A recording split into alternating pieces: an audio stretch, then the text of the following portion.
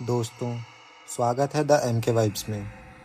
यहाँ हम सिर्फ कहानियाँ नहीं सुनाते, हम उन सच्ची घटनाओं का दरवाज़ा खोलते हैं जिसके पीछे इंसान नहीं कुछ और खड़ा मिलता है। तो तैयार हो जाओ, लाइट्स कम कर लो, और अगर आपके घर के किसी भी कमरे का दरवाज़ा धीरे धीरे खुलता नजर आए तो इस कहानी के बाद उसे ज़रा ध्यान से देखना, क्योंकि आज की घटना न्यूज़ में छपी थी, लोगों में दहशत फैली थी, और आज इसका पहला अनुभव आप सुनेंगे उस इंसान की ज़ुबानी जिसने वो रात जिंदा काटी। ये है मुर्शीपुर के तीसरे दरवाजे की कहानी। अब कहानी सुनाई जा रही है हरीश की नज़र से, ठीक वैसे जैसे उसने महसूस किया।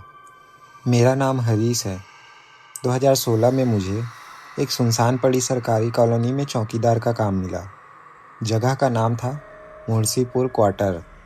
दिन में सब ठीक लगता था, पर रात होते ही हवा भी अजीब लगती थी, जैसे कोई तुम्हें देख रहा हो या शायद इंतज़ार कर रहा हो। मेरा कमरा नंबर 3 था। लोग इसे तीसरा दरवाज़ा कहते थे, क्योंकि इसके दरवाजे के किवाड़ बरसों से खुद खुल जाते थे। पहली रात करीब 12:40 पर एक धीमी सी चर्र की आवाज़ आई। मैंने सोचा हवा होगी, लेकिन हवा बिल्कुल बंद थी। दरवाज़ा धीमे धीमे मेरी तरफ खुल रहा था। मैंने टॉर्च जलाई। बाहर कोई नहीं था, लेकिन मुझे साफ लगा मानो अभी अभी कोई दीवार के कोने से हटकर अंधेरे में खड़ा हो गया हो। उस रात कुछ नहीं हुआ, लेकिन मेरे कमरे की दीवार पर सुबह एक लंबा खरोच का निशान पड़ा मिला, ऊपर की ओर जाता हुआ, इतनी ऊंचाई पर जहां मेरा हाथ भी नहीं पहुंच सकता था। तीसरी रात असली डर शुरू हुआ। नींद खुली तो लगा मेरे कमरे की छत भारी हो गई है, जैसे किसी का वजन उस पर हो। फिर सुनाई दिया हल्की हल्की उंगलियों की ठक ठक ठक, सीधे मेरे ऊपर।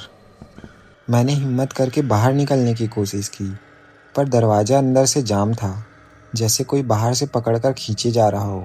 टॉर्च गिर गई, कमरा अंधेरे में डूब गया, और फिर मेरी गर्दन के पीछे किसी ने धीरे से सांस ली। ठंडी और लंबी सांस। मैं डर के मारे पलटा तक नहीं, बस आंखें बंद करके खड़ा रहा। कुछ सेकंड बाद वो सांस धीरे धीरे मेरी बाईं तरफ चली गई, और फिर किसी ने मेरे कान के पास आकर कहा, इस कमरे में ऊपर मत देखना।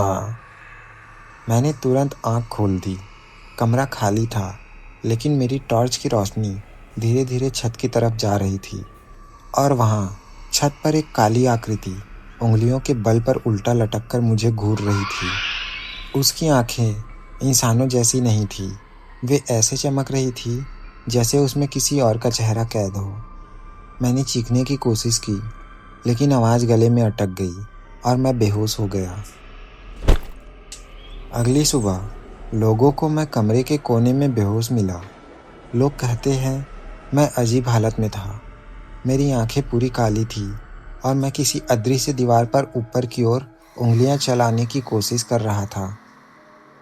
उस रात के बाद मैं कभी उस कॉलोनी वापस नहीं गया, लेकिन आज भी कभी कभी नींद में मैं वही आवाज़ सुनता हूँ, ऊपर मत देखना।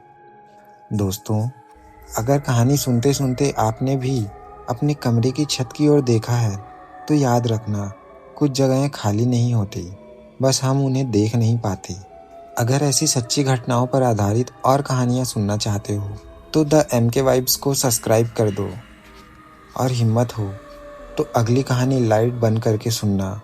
और हाँ, अगर आपके साथ कभी कोई ऐसी घटना हुई हो जो आप लोगों को सुनाना चाहते हैं, तो आप हमें इंस्टाग्राम पर डीएम करके बता सकते हैं। तो फिर मिलते हैं अगली कहानी में।